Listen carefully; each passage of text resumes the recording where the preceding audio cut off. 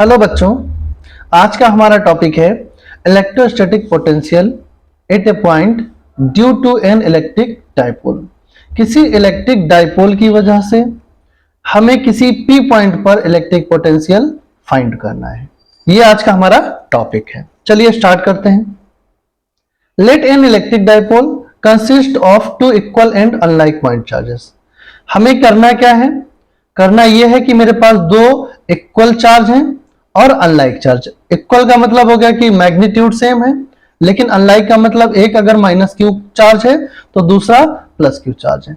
Unlike point charge minus Q at A and plus Q at B. तो दो मेरे पास charge दिए गए हैं, एक की वैल्यू दी गई है माइनस क्यू, दूसरे की वैल्यू दी गई है प्लस क्यू, और ए पॉइंट पर ये रखा गया है माइनस क्यू और बी पॉइंट पर रखा गया plus Q. Separated by a distance A B equal to 2l। तो जो ए और बी के बीच की जो डिस्टेंस है वो क्या दी गई है? 2l। ए और बी के बीच की डिस्टेंस दी गई है 2l। अब ए और बी के बीच की अगर डिस्टेंस 2l दी गई है तो मिड पॉइंट ओ से अगर हम देखें डिस्टेंस कितनी हो जाएगी? 2l की आधी हो जाएगी, आधी इधर चली जाएगी l और आधी इधर चली जाएगी l, और l प्लस l मिलकर क्या हो जाती है? 2l हो जाती है। इतनी बात समझ में आ गई। With centre P equal to Q into 2l। अगर यहां सेंटर पर अगर हम डाइपोल की बात करें तो डाइपोल यहां पर क्या होगा? P equal to Q into 2l हो जाएगा। The distance of P from the charge minus Q at A B R1। मतलब माइनस क्यू से अगर P को मिला दिया जाए तो उसके बीच की जो डिस्टेंस है वो क्या दी गई है? R1 दी गई। चलिए मिला लेते हैं इसे। यहां से यहां तक की डिस्टेंस को R1 माना गया है। क्या माना गया है? R1। ठीक है, हम लिख लेते हैं R1। इतनी बात समझ में आ गई। उसके बाद लिखा है and distance of P from charge plus Q at B is R2। Plus Q से जो चार्ज की डिस्टेंस दी गई है वो R2 दी गई है। ठीक है, और यहां से मिड पॉइंट O से एंगल कितना बन रहा है? थीटा एंगल बन रहा है। कितना एंगल बन रहा है? थीटा। तो यहां से एंगल बन रहा है थीटा। इतनी बात क्लियर हुई। अब हम फिर पूरी बात दोबारा से बता देते हैं। Let an electric dipole consist of two equal and unlike point charge. दो इक्वल और अनलाइक पॉइंट चार्ज दिए गए, माइनस क्यू जो कि ए पर रखा है एंड प्लस क्यू जो कि बी पर रखा है। Separated by a small distance A B equal to 12। उनके दोनों के बीच की डिस्टेंस 12 दी गई है। विद द सेंटर, जो सेंटर ओ दिया गया है वहां से एंगल थीटा पर पी पॉइंट पर हमें इलेक्ट्रिक पोटेंशियल फाइंड करना है। Distance of P from minus Q and at A B R1। A से P तक की जो डिस्टेंस दी गई वो R1 दी गई है, B से P तक की जो डिस्टेंस दी गई वो R2 दी गई है। ठीक है, और ये वाली हमने डिस्टेंस मान ली R। P से O तक की जो डिस्टेंस मानी हमने वो क्या मान ली? R मान ली। ठीक है, इतनी बात समझ में आ गई या नहीं आई? चलिए आगे बढ़ते हैं। तो अगर हम यहां पर देखें सबसे पहले R और R2 में डिफरेंस देखते हैं। ठीक है, R बड़ी है किससे? R2 से। अगर देखा जाए ये बेड़ी है ना, जो बेड़ी लाइन होती है वो ज्यादा लंबी हो जाती है इस सीधी लाइन की अपेक्षा। तो R बड़ा है R2 से, ऐसा तो आप देख ही पा रहे होंगे। तो हमें करना क्या पड़ेगा? इस लाइन को इस लाइन के बराबर करना पड़ेगा, और इस लाइन को अगर इस लाइन के बराबर करना है तो हमें क्या करना पड़ेगा? एक परपेंडिकुलर ड्रॉ करना पड़ेगा। क्या करना पड़ेगा? एक परपेंडिकुलर ड्रॉ कर लेंगे। चलिए इस पर हमने एक परपेंडिकुलर ड्रॉ कर लिया। इस परपेंडिकुलर को जो ड्रॉ किया है मैंने उसे हमने मान लिया M पॉइंट। क्या मान लिया? M point. चलिए कलर पेन चेंज कर देते हैं कलर, जैसे कि आपको आसानी से समझ में आ जाए। हमने इस पॉइंट को मान लिया M, रेड कलर से दिखा देते हैं। ठीक, अब हम देखें ये डिस्टेंस क्या है? R2 है। ये डिस्टेंस क्या है? R है। अगर हमें ये डिस्टेंस पता लग जाए तो हम क्या करें? R से इतना घटा देंगे वैल्यू, R से वैल्यू ये वाली घटा देंगे तो इसके इक्वल आ जाएगा। ठीक है, इतनी बात क्लियर हुई। चलिए यहां तक आपकी समझ में आ गया। अब इस वाली लाइन की कंपैरिजन करा लेते, इस लाइन और इस लाइन का कंपैरिजन कराते, R1 और R को कंपैरिजन कराते। देखिए ये R1 बड़ा है किससे? R से। अगर R1 R से बड़ा है तो हमें क्या करना पड़ेगा? इस लाइन को अगर इसके इक्वल करना पड़ेगा, तो अगर हम इसे पीछे लाइन को क्या कर ले? ड्रॉ कर लेते हैं। चलिए पीछे इस लाइन को हमने पीछे ड्रॉ कर लिया और माइनस क्यू पॉइंट से हमने क्या डाल लिया? एक परपेंडिकुलर डाल लिया। परपेंडिकुलर इस तरीके से डाला और इस पॉइंट को हमने क्या मान लिया, n मान लिया। ठीक है, इधर वाले को m माना तो इधर वाले को n मान लिया। अब देखो ये डिस्टेंस अगर ये बड़ी है और ये वाली छोटी है तो इस लाइन को हमने थोड़ा पीछे से ड्रॉ कर लिया, तो ये लाइन और ये लाइन क्या हो गई, अब इक्वल हो गई। इक्वल हो गई। ये डिस्टेंस क्या है, अभी ये वाली डिस्टेंस r है। r में अगर ON की वैल्यू ऐड कर दी जाए तो इस लाइन की क्या हो जाएगी, इक्वल हो जाएगी। दोबारा से सुन लीजिए, अभी क्या लाइन है, r1 बड़ी है किससे, r से। अगर r1 बड़ी है किससे, r से, तो हमने क्या करा, एक लाइन को पीछे ड्रॉ किया। लाइन को ड्रॉ करने के बाद ये मान लिया O, ये पॉइंट मान लिया N। अगर इसमें R में O और N की वैल्यू जोड़ दी जाए तो ये किसके बराबर हो जाएगी, R1 के इक्वल हो जाएगी। इतनी बात समझ में आई। OM निकालेंगे कैसे और OM निकालेंगे कैसे, वो अभी हम आपको बताते हैं आगे। ठीक है, इतनी बात समझ में आ गई या नहीं, पहले ये बताओ। ठीक है, चलिए आगे बढ़ते हैं।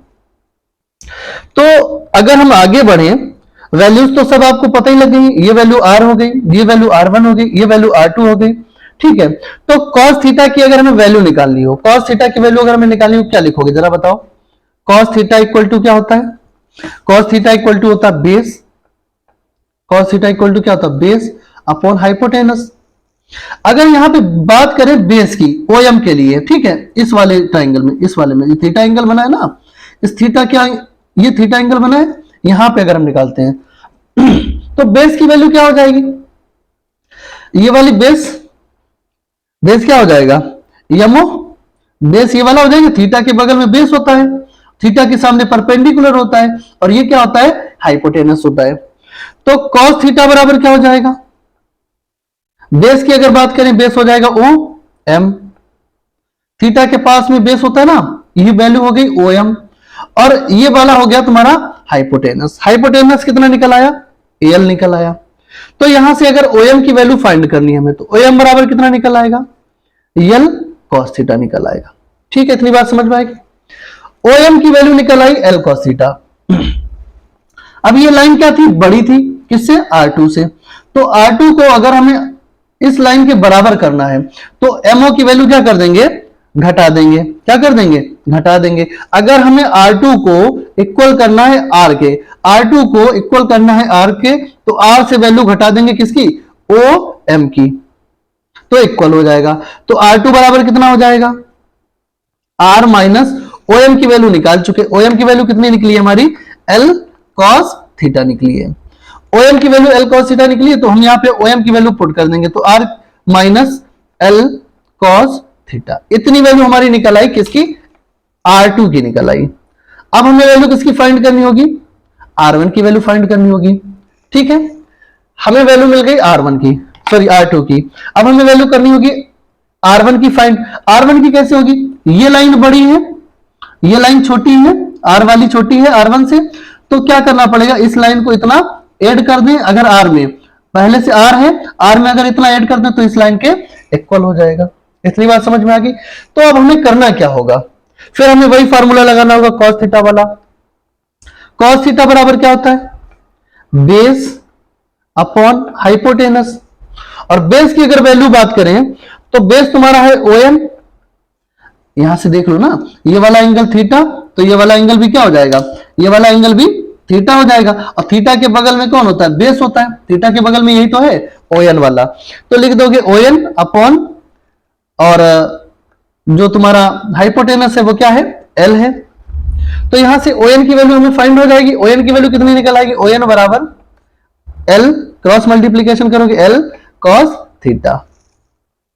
R1 बड़ी है, R1 लाइन बड़ी है, R1 को अगर हम R के इक्वल करना है, इस वाली लाइन को इस लाइन के इक्वल करना पड़ेगा, तो ON क्या कर देंगे, ऐड कर देंगे, तभी तो इक्वल हो पाएगी लाइन। तो क्या लिखोगे जरा बताओ, लिखोगे R1 equal to R plus ON, और ON की वैल्यू आपको पहले से पता है। R1 बराबर कितना हो जाएगा, R की वैल्यू पता है, नहीं पता है, R प्लस ON की वैल्यू पता है, हां पता है, L cos थीटा। तो R1 की वैल्यू भी हमें पता लग गई है। R1 की वैल्यू निकल आई है R plus L cos theta. चलिए वैल्यू लिख देते हैं यहां पर। R1 की वैल्यू निकल आई है R plus L cos theta, और R2 की वैल्यू निकल के आई है R2 की वैल्यू निकल आई है R minus L cos theta. चलिए ठीक है, इतना बात तो समझ में आ गई होगी आपके, यहां तक आपके समझ में आ गया। चलिए आगे बढ़ते हैं हम लोग। अब हमें R1 की वैल्यू पता लगी, मतलब अगर हमें यहां माइनस Q से P तक जाना हो तो अब हमें वैल्यू पता है, और हमें अगर B से P तक जाना हो तब भी हमें वैल्यू पता है। चलिए आगे बढ़ते हैं। अब हम देखते हैं पोटेंशियल। तो सबसे पहले क्या लिखोगे, लाइन ड्रॉ कर लेते हैं, सबसे पहले लिखा देते हैं, फिर आपको लिखेंगे due to minus Q charge, due to minus Q charge electric potential, electric potential. तो अब हमें किसके लिए निकालना है, माइनस Q चार्ज के लिए निकालना है फार्मूला इलेक्ट्रिक पोटेंशियल का। तो इसे हम V1 मान लेते हैं, ठीक है, P पॉइंट पर ही हमें निकालना है। तो V1 इक्वल टू क्या हो जाएगा, 1/4 pi epsilon naught into Q upon R1, और R1 की वैल्यू आपको पता लग चुकी है पहले से। तो V1 बराबर क्या हो जाएगा, 1/4 पाई एप्सिलॉन। अच्छा ये माइनस Q था, ठीक है, माइनस Q कर लेना आप भी, माइनस आगे कर लेते हैं। V इक्वल टू हो गया माइनस का 1/4 pi epsilon not Q upon R1 की वैल्यू क्या दी गई है, R plus L cos theta. इसी तरीके से हम लोग निकालते हैं due two plus Q charge electric potential, electric potential. तो इलेक्ट्रिक पोटेंशियल अगर हम प्लस Q चार्ज के लिए निकालेंगे तो निकल के आएगा V2 इक्वल टू, हमने V2 मान लिया इसका potential, 1/4 pi epsilon not Q upon value क्या है, R2 है, R2 लिख दिया। तो V2 इक्वल टू क्या निकल आया, 1/4 pi epsilon not Q upon R2 की वैल्यू देखो, यहां से प्लस Q चार्ज से अगर हम P पॉइंट तक जाएंगे तो ये वाली डिस्टेंस कितनी होगी, R minus L cos theta. ठीक है, इतनी बात समझ में आ गई। V1 की वैल्यू हमें पता लग गई और V2 की वैल्यू पता लग गई। अब हमें क्या निकालना पड़ता है, टोटल पोटेंशियल निकालना है। टोटल पोटेंशियल निकालने के लिए क्या लिखेंगे, रिजल्टेंट पोटेंशियल के लिए V equal to V1 plus V2, और कुछ नहीं करना है, हमें वैल्यू पुट करनी है। V1 की वैल्यू पुट कर देना है और V2 की। V1 की वैल्यू क्या है, V1 की वैल्यू है आपकी, V1 की वैल्यू पहले नहीं लिखेंगे, V2 प्लस वाली पहले लिख देते हैं, 1/4 pi epsilon not Q upon R minus L cos theta. पहले प्लस वाली लिख दी, अब माइनस वाली लिख देते हैं, माइनस का 1/4 pi epsilon not Q upon R plus L cos theta. यहां से हमने कॉमन ले लिया 1/4 पाई एप्सिलॉन नॉट, हमने कॉमन ले लिया 1/4 पाई एप्सिलॉन नॉट, और Q को भी ले लिया साथ में, Q को भी ले लिया, Q और Q दोनों में कॉमन है ना। तो अब बचा क्या, नीचे नीचे बचा 1/R minus L cos theta. क्या बचा हमारा, बचा 1/R minus L cos theta, और क्या बचा मेरे पास, इधर बच गया minus 1/R plus L cos theta. इतना मेरे पास बच गया है। ठीक है, इतनी बात समझ में आ गई। तो अब हम इसे कैलकुलेट करते हैं आगे। अगर हम इसे आगे कैलकुलेट करेंगे तो हो जाएगा V equal to Q upon 4 pi epsilon not, LCM मिल जाएगा R minus L cos theta, और इधर मिल जाएगा R plus L cos theta. इतनी बात समझ में आ गई। अब जब एलसीएम मिल गया है तो ये क्रॉस मल्टीप्लीकेशन वाला रूल लग जाएगा, यहां पे क्या पहुंच जाएगा, R minus L cos theta, R minus L cos theta cut जाएगा, 1 में मल्टीप्लाई हो जाएगा R plus L cos theta का, और ब्रैकेट लगा है, ब्रैकेट लगा दो। क्या लिखेंगे, R plus L cos theta, R plus L cos theta cut जाएगा, बचा क्या, R minus L cos theta, R minus L cos theta, ये बच गया मेरे पास। ठीक है, अब इसे हम आगे सॉल्व करते हैं।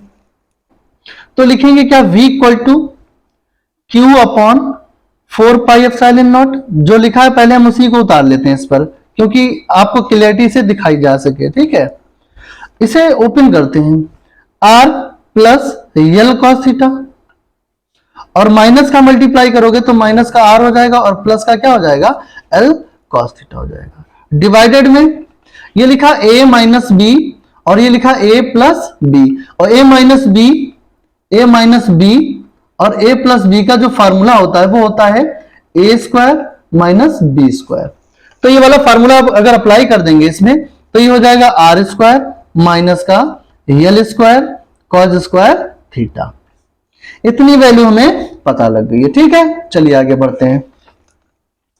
अब आगे हम देखते हैं क्या करते हैं हम लोग, आगे इसे कैलकुलेट करते हैं। v इक्वल टू क्या हो गया, q upon 4 pi epsilon not. यहां से r को r से कैंसिल कर दिया, l cos थीटा और l cos थीटा हो गया 2l cos theta, divided by क्या हो गया r square minus L square cos square theta. इतनी वैल्यू निकल आई। अब हमें करना यह है कि 2l और q को बाहर निकाल लेना है, तो लिख देंगे v equal to 1 upon 4 pi epsilon naught लिख दिया, ठीक है। 1 अपॉन 4 पाई एप्सिलॉन नॉट को बाहर लिख दिया, इनटू लिख दिया 2l को q के साथ कर देते हैं, तो 2ql इधर हो गया cos थीटा और डिवाइडेड में हो गया r square minus L square cos square theta. इतनी बात क्लियर। चूंकि आपको पता होगा p इक्वल टू होता है q into 2l, p equal to क्या होता है q इंटू 2l। जहां पर q इंटू 2l लिखा है, जहां पर 2 इंटू QL लिखा है वहां पर p रख सकते हैं वैल्यू, ठीक है। तो v इक्वल टू कितना हो जाएगा 1 अपॉन 4 पाई एप्सिलॉन नॉट, इसकी जगह पर लिख दोगे p cos theta upon r square minus L square cos square theta. तो ये हमारी इलेक्ट्रिक पोटेंशियल की वैल्यू निकल आई है। यहां तक आपके समझ में आ गया होगा। If R greater than L, अगर R बड़ा है L से, then R square also greater than L square, then neglected the value of L square cos square theta. तो हम क्या करेंगे, एल स्क्वायर और कॉज स्क्वायर थीटा की वैल्यू को छोड़ देंगे। जब L square cos square theta की वैल्यू को छोड़ेंगे तो फाइनली मेरे पास बच जाएगा v equal to 1 upon 4 pi epsilon not p cos theta upon r square तो जैसा था वैसे ही लिखा रहेगा, और L square cos square theta को हमने दिया है छोड़। तो फाइनली जो मेरे पास रिजल्ट निकल के आया है वो निकल के आया है 1 upon 4 pi epsilon not p cos theta upon r square. यहां तक आपकी बात समझ में आ गई होगी आशा करते हैं। अब हमारे पास दो कंडीशन इसकी होती हैं। एक कंडीशन तो होती है ऑन द डाइपोल एक्सिस, पहली कंडीशन होती है ऑन द डाइपोल एक्सिस। अगर ऐसे ना समझ पाओ तो ये कह सकते हो कि एक्सिस पर क्या है, डाइपोल कोई रखा गया है। जब एक्सिस पे डाइपोल रखा जाएगा तो थीटा की वैल्यू क्या हो जाएगी, 0 हो जाएगी, ठीक है। जब एक्सिस पर रखा जाएगा तो थीटा की वैल्यू क्या हो जाएगी, 0 हो जाएगी। जब थीटा की वैल्यू 0 हो गई तो यहां से पोटेंशियल निकालना कितना आसान हो जाएगा। देखिए v equal to 1 upon 4 pi epsilon naught into p और cos थीटा की जगह पर रख देंगे 0, cos 0 upon r square. Axis पर थीटा की वैल्यू हमेशा 0 रहेगी और cos 0 की जो वैल्यू होती है, जो cos 0 की वैल्यू होती है वो 1 के इक्वल होती है, ठीक है। मतलब जहां पर ये cos 0 लिखा है यहां पर हम लोग 1 लिख सकते हैं। तो v इक्वल टू कितना निकल आएगा, 1 upon 4 pi epsilon not p into 1 upon r square. और p इंटू 1 तो आपको समझ में आ ही गया होगा क्या होने वाला है, p ही रहने वाला है, ठीक है।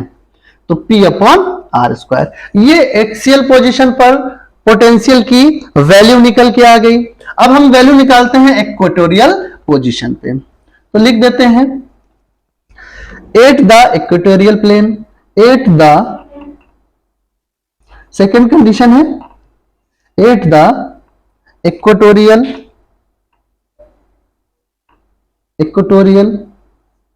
प्लेन। तो अब हमें करना क्या है कि जो डाइपोल है वो इक्वेटोरियल पोजीशन में, मतलब अगर तुम्हारा एक डाइपोल इस तरीके से रखा है तो इक्वेटोरियल का मतलब होगा परपेंडिकुलर, 90 डिग्री का एंगल बन जाना चाहिए।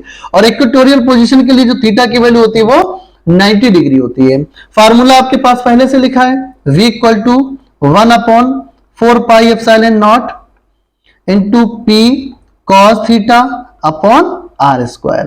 थीटा की वैल्यू हो गई इक्वेटोरियल कंडीशन में 90 डिग्री, तो v इक्वल टू हो गया 1/4 पाई एप्सिलॉन नॉट और p cos 90 upon R square. और cos 90 की जो वैल्यू होती है वो 0 के इक्वल होती है। तो v इक्वल टू कितना निकल आएगा 1/4 pi epsilon naught into p और cos 90 की वैल्यू हो गई 0 अपॉन आर स्क्वायर। अब 0 का मल्टीप्लाई किसी भी संख्या में अगर करें, किसी भी डिजिट में करें, तो वो टोटल वैल्यू क्या हो जाती है 0। तो आपने दो कंडीशन सीखी। एक कंडीशन सीखी एक्सियल पोजीशन पर, जब एक्सियल पोजीशन पर होगा तो 1/4 पाई एप्सिलॉन नॉट p बटे आर स्क्वायर निकलेगा। और जब इक्वेटोरियल प्लेन पर डाइपोल रखा जाएगा तो जो इलेक्ट्रिक पोटेंशियल की वैल्यू निकलेगी वो 0 के बराबर आएगी। आशा करता हूं आपको ये लेक्चर समझ में आया होगा। यदि आप मेरे चैनल पर नए हैं तो आप मेरे चैनल को जरूर सब्सक्राइब कर लें, जिससे कि आपको मेरे चैनल के सभी नोटिफिकेशन मिलते रहें और आपको एक से एक अच्छी वीडियो मिलती रहे। धन्यवाद।